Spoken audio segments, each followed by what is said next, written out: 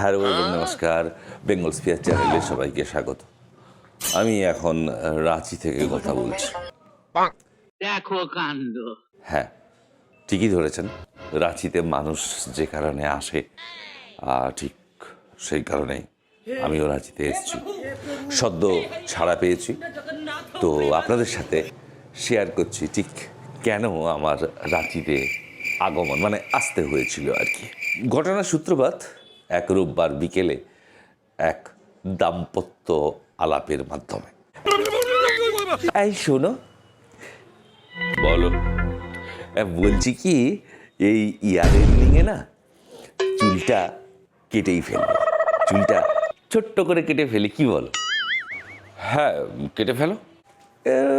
এত কষ্ট করে বড় করলাম, কেটে ফেলবো।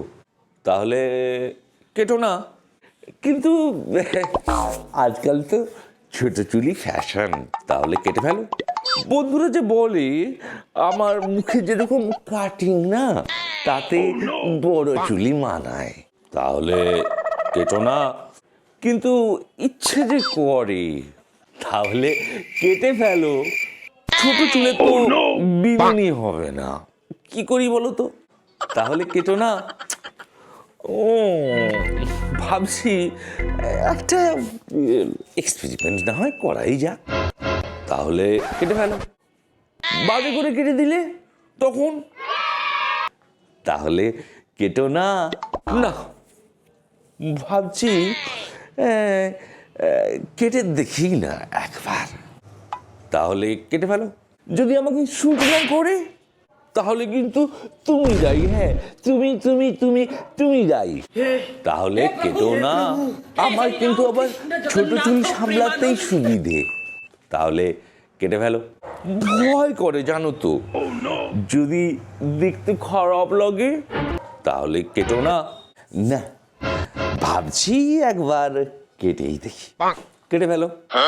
কিন্তু কাটতে গেলে তো অনেক খরচা, পার্লারের যা খরচ।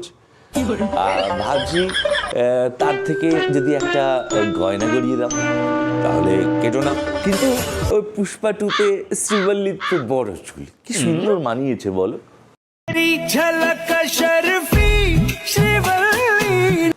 তাহলে কেটো না। তাহলে কবে যাবে? তাহলে কেটে ফেলো। কি মুশকিল, আমি বাবার বাড়ি যাবার কথা বলছি। তাহলে কেটে ফেলো। কি আবোল তাবোল বলছো? শরীর খারাপ নাকি তোমার? তাহলে কেটে ফেলো। তুমি কি পাগল হয়ে গেলে? তাহলে কেটো না। আমি কিন্তু এরপরে তোমাকে ডিভোর্স দেবো বলে দিচ্ছি। তাহলে কেটে ফেলো। এটাই হচ্ছে ঘটনা।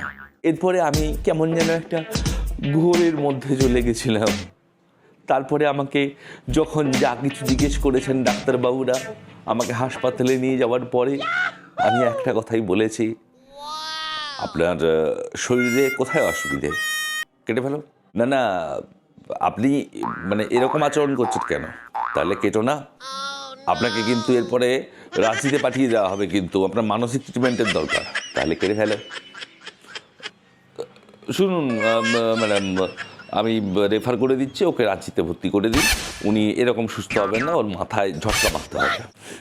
ঝটকা? তাহলে কেটে ফেলুন।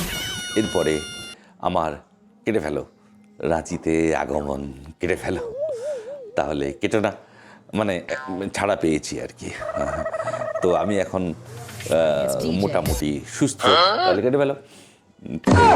স্ত্রীর কথা শুনে আমি জবাব দিতে আমাকে ডাক্তাররা বারণ করেছে, তাহলে কাটবো না। এরপর আমি সুস্থ হয়ে বাড়িতে চলে এসেছি, তাহলে কাটবো না।